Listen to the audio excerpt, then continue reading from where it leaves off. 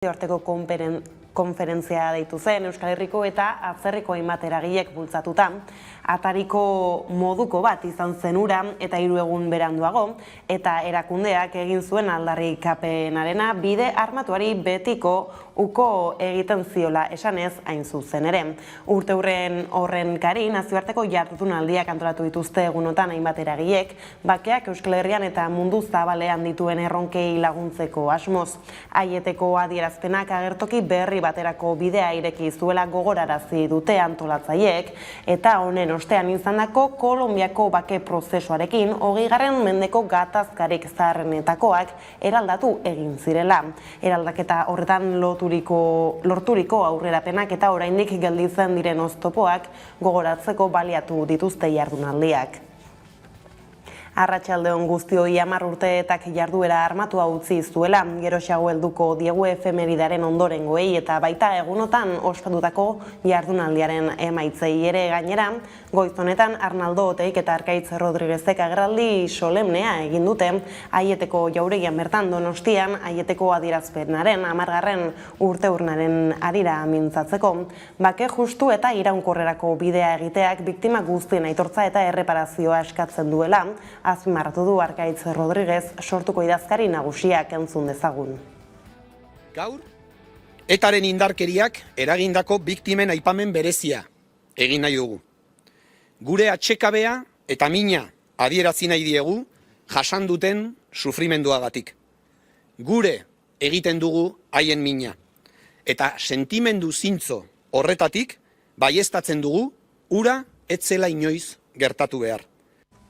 Horrez gain, Maria Servini epai argentinarrak Rodolfo Martín Villa ministroi frankista auzipetu du 1976ko martxoaren 3ko Gasteizko sarraskiagatik eta 1978ko San Fermietan Germán Rodriguezen heriotzagatik. Andoni Itxasko martxoak 3 elkarteko bozeramaileak esan du kolektiboak irakurri ahal izan duen 1000 horri inguruko autoak UCDren ministroia auzipetzea agintzen duela, hainbat elkartek aurkeztutako kereiak aztertu ostean. Kereia horiek ez zituzten tramitera onartu ere egin Espainiako estatuan.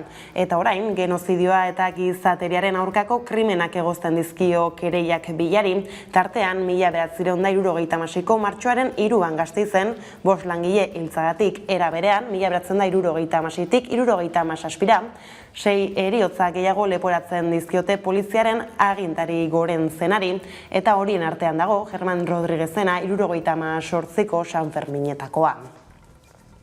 Eta Lizarran 2 egunetan egin dute jaia. Lizarrako ikastolak antolatuta eguraldiak lagundu ez badu ere, arazorik gabe bete dute Nafarroa oinez ospakizuneko egitaraua. Datorren urtean Tafallako Garces de los Fallos ikastolak antolatuko du. 2 urtez prestatzen ibili ondoren, 2 egunetan ospatu dute 2021ko Nafarroa oinez Lizarran. Bada eguerdiko magazinean Joseba Tristan Lizarrako ikastolako zuzendaria izan dugu jaialdiaren balorazioa egiteko entzun dezagun. Orokorrean oso balorazio positiboa egiten dugu, oso asteburu polita izan dugu, nork esango luke duela hilabete bat horrelako zerbait ospatzeko aukera izango genuenik, beraz ongi etorria izan da dena. Larun batean oso egun polita izan genuen, zelbu urdinak, Lizarrako kaleak euskaraz bete ziren, oso giro atsegina eta alaia izan dugu, eta igandean jende gehiago, egia da euritzu agertu zela eguna, baina atertu egin zuen 11 kaldera edo, eta hartik aurrera, jende pila bat etorri zen guregana, oso babestuak, oso maitatuak sentitu ginen, gizartearen babesa eta bero hori sentitzeko aukera izan genuen, eta behin eta berriro aipatu dugun mezu hori, zur jokatzearena, errespetuz aritzearena, ikusi dugu jendeak oso ondo barneratu duela eta intzidenterik gabe eta arazorik gabe pasa dugu asteburua. Oso eskertuak gaude eta oso pozitzentzu horretan. Eta nazioartetik datozen lerroburuei bi brigadirista gilditu Marokoko armadako hegazkin batek Mendebaldeko Saharan. Hildakoak brigadirista aztertzaileak ziren eta Marokoren eta Mendebaldeko Saharan arteko hesiaren egoera behatzen ari zirela eraso egin zieten. Horietako bat 28 urteko Muhamed Jalil zen, ezaguna zen Bermeon, herrian 5 urtez bizi izan zelako, Mendebaldeko Saharako aurrei oporrak eskaintzeko egitasmoaren harira.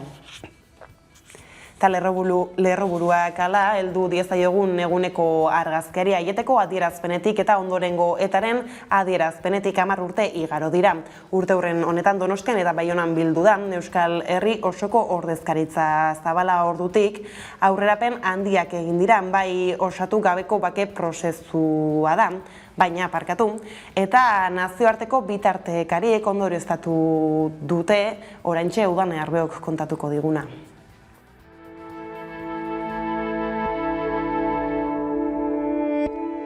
Donostiako Aiete jauregian mugarri edo gertaera historikoen testigu izan da. 2011ko urriaren 17an Aieteko bake konferentziak ordezkari politiko eta eragile sozioekonomiko anitz elkartu zituen. 10 urte bete berri dira ordutik eta konferentzia hori bide horri zabalago baten baitan kokatzen zen eta Euskal Herrian bakea lortzeko agertoki berri baterako bidea ireki zuen. Bada 10 urte hauetan ikasitakoaren inguruan bigako nabarmendu ditu Beronik Duduet Bergo Fundazioko kideak. Irakaspen batek du persistentziarekin eta sormenarekin du zerikusia eta bigarrenak du inklusibitatearekin zerikusia.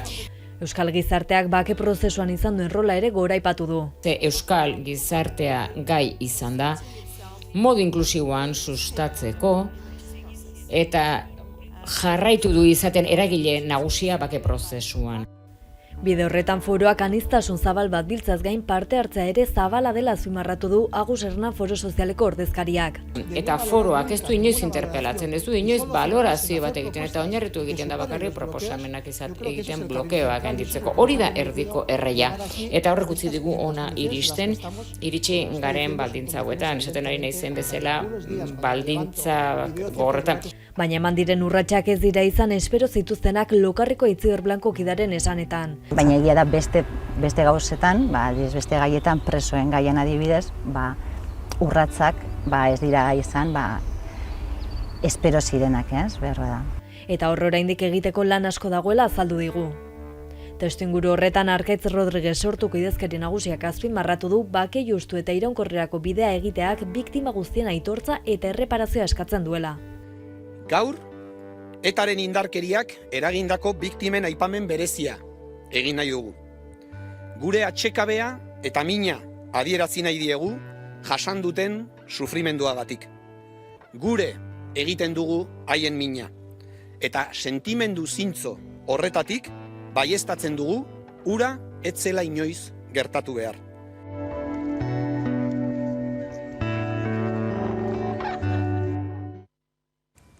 Eta aipatu dugu lehenxeago ere Francoren diktaduran eta ondorengo urteetan, trantsizio deituan kargu ugari izan zituen Rodolfo Martin Villak besteak beste, Espainiako gobernuko ministroa izan zen 1976-82ko aldian.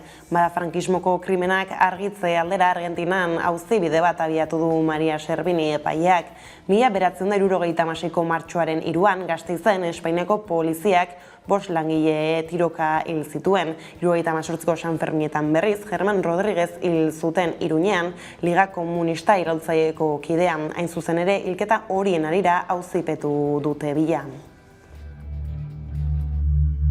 Frankismoko krimenen aurkako auzia bideratzen duen Maria Servini Argentinako epaileak Rodolfo Martin Villa 87 urteko ministroi auzipetu du gizateriaren aurkako krimenengatik.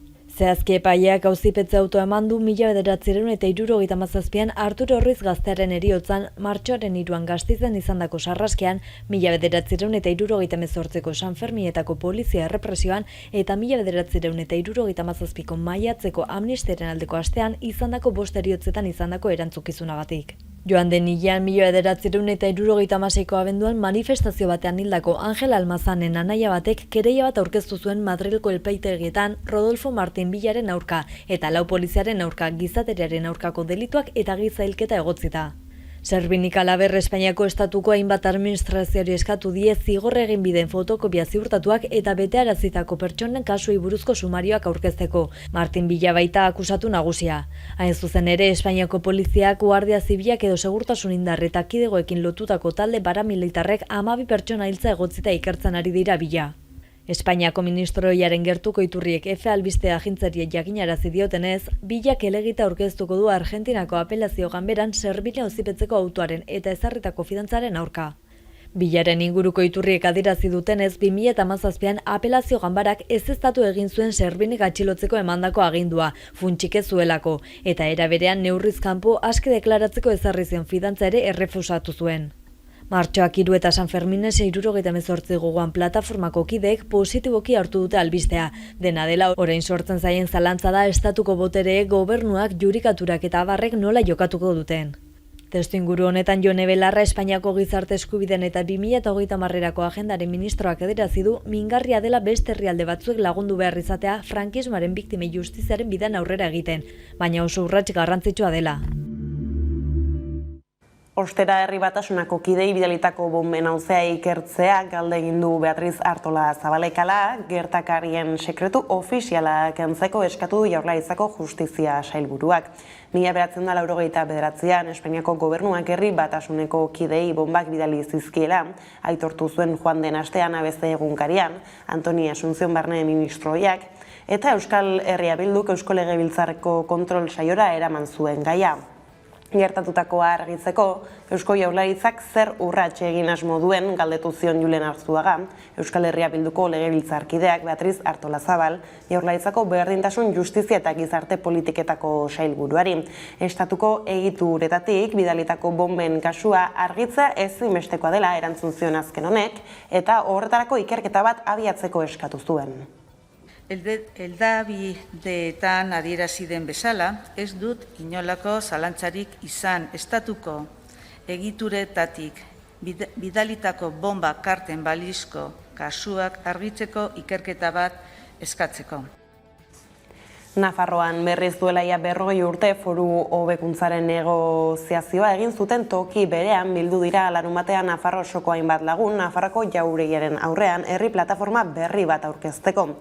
Nafarroa 21 izena jarri diote herrialdearen orainaren eta etorkizunaren inguruko eztabaida bultzatzea du helburu plataforma berriak. Nafarroa demokratikoagoa eta sozialago baten norabidean pausoak emateko. Aurkezpenean izan zen 11 lantaldea.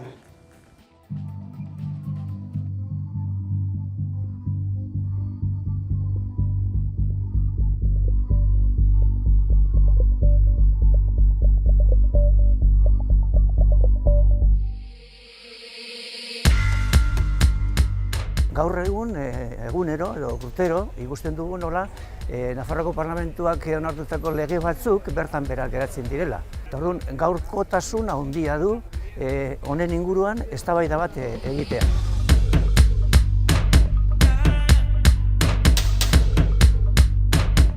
Dinamika honek ahalbideratuko ditu gizartearen parte bateko kohesioak, anitzak eta zabalak. 40 urte pasa dira, Nafarro asko aldatu da, nahi indar eta behar berriak baditugu, eta nik uste du badela garaia, gabezi edo defizit demokratiko horretatik sortutako markoa berpentsatzeko eta guztion artean eztabaidatzeko.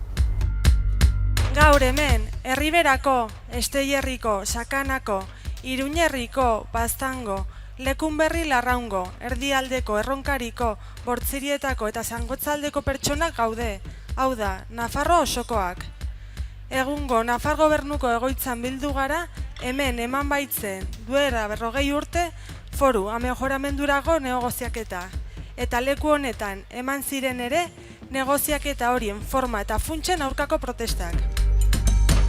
Dinamika hau bultzatzen dugun lagunok gure koiunturaren zein etorkizun politikoaren inguruko eztabaida lehenbailen zabaltzea aldarrikatzen dugu. Eta fermuki pentsatzen dugu irekiera hori sustatu behar duena jendarte izan behar duela. Legeak, amejoramendua, autonomia estatutoa, konstituzioak, lege guztiak, ez direla testu sakratuak, Biblia edo Korana bezalakoak. Legeak gizarteek egiten dute. Belaunaldi, gaurkotu eta egokitu behar direla onartutako lege horiek. Dinamika honek ahalbideratuko ditu gizartearen parte bateko kohesioak, anitzak eta zabalak. sentitu nuena izan zela interpelazioa, ez? Azken finean, herria eta etorkizuna erdigunean jartzen direnean, ez? Eta horrelako herri ekimena sortzen dean interpelatua sentitzen naiz herritar bezala, ez? Motivazioa etorri izan da ondoren, ikusi dudanean zenbat jende batu den eta batuko den.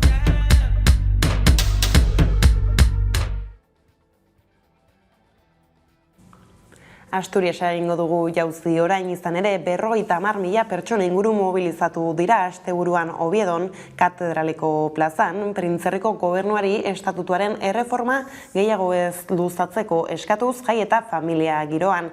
Milaka pertsona mobilizatu dira Xuntapola Defensa dela Jingua taldeak deituta udaberriko emaitza zehatzak izatea nahi baitute. Asturiasko gobernuaren lehen urratsei bultzada eman diote horrela, autonomia estatutua erreformatzeko eta lehen aldiz, asturianuaren koofizialtasuna eskualdean sartzeko, ia 4 hamarkadatan eskadutakoa lehen da bisikoz egikaritu bidean. Bestaldetik, Pedro Sánchez Espainiako gobernuaren presidenteak sozialdemokraziaren defentsa sutsua egin du, PSOEk Valentzian egin duen Kongresu Federalaren itxiera ekitaldian. Espainiako gobernuak dituen egitekoen kasuan, lan erreforma eta mozta legea bertan bera uzteko, prostituzioa amaitzeko eta osasun mentalaren estrategia urte amaitu aurretik berritzeko konpromisoa hartu du. Gauzak horrela, Pedro Sánchezek diseinatutako exekutiba berriak, Patxi López mantenduko du zuzendaritzan eta Itoia Mendia Jaurlaritzako bigarren lehendakari ordea gehituko du, ikerketa eta programa idazkari nagusi gisa. Nik uste dute Alderdi Sozialista oso indartuta ateratzen da kongresu honetatik. Eta ekonomia arloko gaiei helduta COVID-19 krisen ondotik, susperraldi betean da Arabako, Bizkaiko eta Gipuzkoako ekonomia uste baino lehenago eta indartsuago eman dio buelta egoerari. Hala berresten dute, zerga bilketaren emaitzek iazko kopurua ez ezik, pandemia aurrekoa ere gaindituko baitu urte amaierako aurre ikuspenak. Albiste ona da hori, Pedro Azpiazu Eusko Jaurlaritzako Ogasun Sailburuak iragarri duenez. Erakande guztiok ziurtasunez eta ekarpen legearen metodologia berrian oinarrituta prestatu ahal izango ditugu gure 2022ko aurrekontuak. Euskadi suspertzeko funtsezko aurrekontuak dira pandemiaren ondorioz galdutako mailak berreskuratzeko balioko dutenak. Bai eta atzerapenik gabe aurre egin behar diogun beharrezko eraldaketa ekonomiko eta sozialari bultzakada handia ere emateko. Hala, Jaurlaritzak inoizko gastu handiena egingo du zerga bilketa onari esker osterantzean atzokoa pobreziaren aurkako nazioarteko eguna izan zen eta horren harira hainbat protesta burutu dira asteburuan bizi baldintza duinak eta giza eskubideak defendatzeko. Izan ere, Aiara de Urreta Arratsaldeon pobreziaren inguruko azken datuek ondorio kezkagarriak utzi dituzte Hego Euskal Herrian, ezta? Bai, horrela da, hainbat protesta zein mobilizazio antolatu dira asteburu honetan zehar Hego Euskal Herriko hiriburuetan bizimodu duinaren eta giza eskubideen alde. Atzo pobreziaren aurkako nazioarteko eguna izan zen eta horren harira hainbat datu argira atera ziren, batik bat Araban, Bizkaian eta Gipuzkoan 5 pertsonetatik bat, hau da, biztanleriaren ia 20% pobrezia eta bazterketa arriskuan dago. Gainera, pobrezia eta gizarte bazterketa arriskuaren adierazlearen arabera, 2020an aurreko urtean baino 1.700 pertsona gehiago zeuden pobrezian. Halaber, adierazleak ondorioztatu du pobreziak eragin handiagoa duela emakumeengan gizonezkoengan baino. Zehazki 2020an 168.000 emakume zeuden pobrezian eta 80.000 gizon. Bestalde, Nafarroan pobrezia erlatiboa 10 bat jeitzi da, baina pobrezia larria 10 bat hasi. Pobreziaren aurkako mobilizazioak soilik ez, pentsionen mugimenduak ere mobilizazio bateratua egin du Madrilen nola ez, bertara ere eraman ditu aldarrikapenak, Hego Euskal Herriko pentsionen mugimenduak eta beraiekin izan zara Bilbon, Aiara de Urreta, zer diote? Bai, Hego Euskal Herriko pentsiodunen mugimenduko kideek bat egin dute estatuko pentsiodun mugimenduak deituriko mobilizazioarekin Madrilen. Hala, pentsio sistemaren erreforma gelditzeko sareak ehundu behar direla nabarmendu du Jon Fano Bizkaiko pentsiodunen mugimenduko kideak. Orduan, pentsatzen dugu interesgarria dela elkarrekin aritzea mugimendu bakoitzak bere autonomiatik.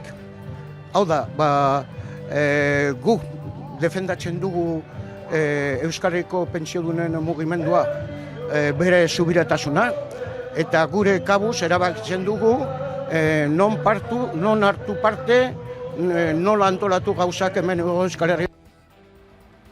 Horrez gain, ostegunean Espainiako Kongresuak konpainia elektrikoen irabaziak murrizteko dekretua berretsi zuen.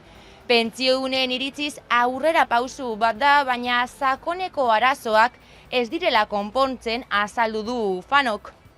Positibo iruditzen zaizkigu, baina pentsatzen du urrunago joan behar dela. Azken finean, gu pentsatzen dugu, beste arlo sozialetan bezala, publifikatu behar dela elektrizitatearen produkzioa, komertzializazioa eta bar. Eta, hori da gure jarrera. Eta tamalez lan eriotzei buruz ere hitz egin behar dugu, 3 langile hil dira, asteburuan zehar lan arloko istripuetan zein da egoera aiara. Egun beltzak langileentzako atzo langile bat hil zen Donostiako taberna batean izandako sutean, baina ez da Berritzar bakarra. Ostiralean bi langile hil ziren, bat Urnietan eta beste bat Amurrion. Biek eraikuntza sektorean lan egiten zuten. Hala, gaur arratsaldean Amurrion protesta egingo dute heriotza salatzeko eta bihar eguerdian Urnietan elkarretaratzea egingo da udaletxearen atarian. Sindikatuen esanetan, urtea hasi zenetik, gutxienez 52 langile hil dira lan egiten ari zirela. Konexioarekin bukatzeko aldiz Euskal Herriko eskubide sozialen karta osatzen duten agenteek iragarri dute, 6 hilabetetako aldi bat jarriko dutela martxan taldea indartzeko eta sare sendoago bat ontzeko helburuarekin. Zer da asteburuan egin duten bileran jaso dena? Euskal Herriko eskubide sozialen kartak 2014an eratutako herri mugimendua indartzeko eta saretzeko prozesuaren hasieran asanblada egin dute Gasteizen larunbat honetan. Euskal Herriko eskubide sozialen karta osatzen duten 10 agentek larunbatean abian jarri dute 6 hilabetetako aldi bat taldea indartzeko eta sare sendoago bat ontzeko. Izan ere, testuingurua zeharo baldintzatu du pandemiak eta dagoeneko existitzen ziren gabezia estrukturalak agerikoagoak direla azaldu du plataformak. Horrela, egungo testuinguruaren inguruko azterketak gaurkotzeko beharra nabarmendu du asanbladan parte hartutako eragileek. Asanbladak 2 helburu nagusi izan ditu. Batetik, eraldaketa soziala eta burujabetzaren alde dauden subjektuon artean adostasunak eraberritu eta agenda soziala partekatu eta burujabea eraikitzea eta bestetik lan lerro berriak martxan jartzean.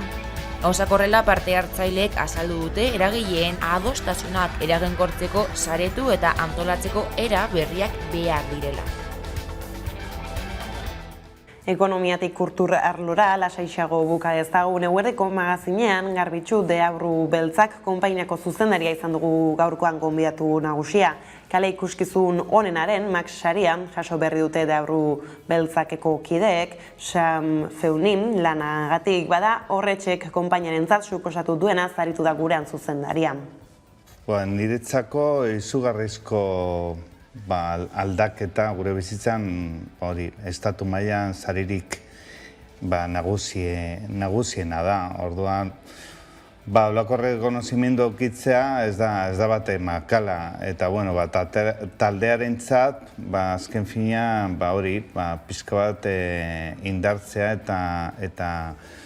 eta kolpe bat jasotzen dugu sari honekin, pandemia eta gero, aukitzea horlako sari bat, ez da makala, orduan, danok puztuta, danok indartzuz, berriro bueltatzeko, eta ber, zertarako balio dauen.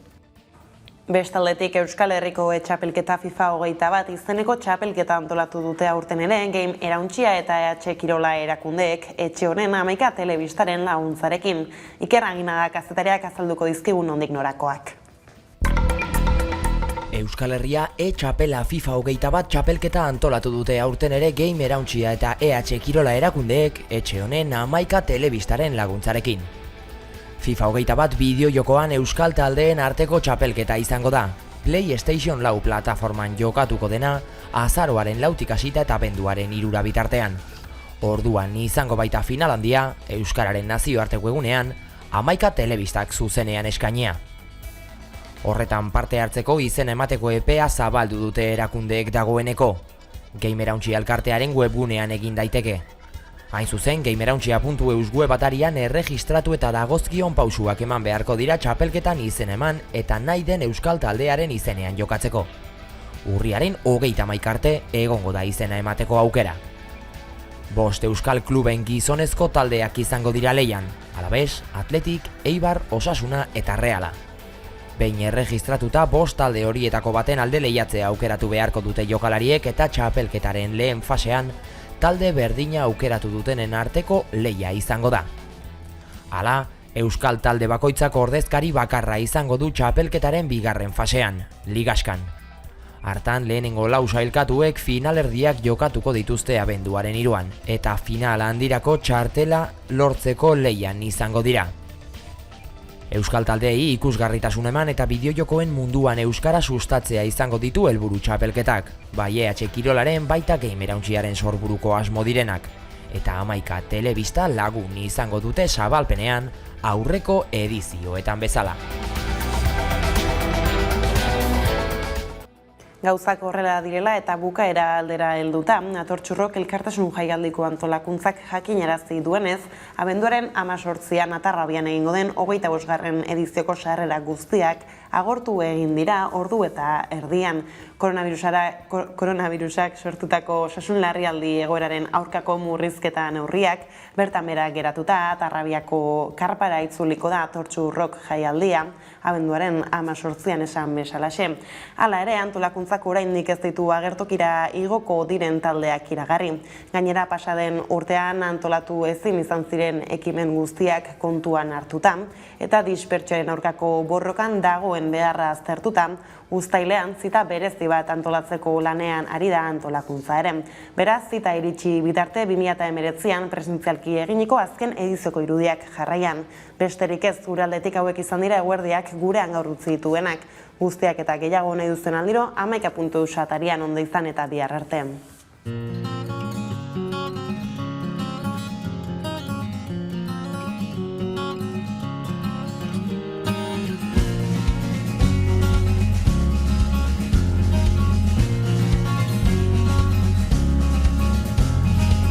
Milaka gauza esateko nuen atzo ni gordeta, minutu gutxi hauetan guztiz ahaztuta, begirada bakar batez esaten dizutena, libre izango zara guztion ariman.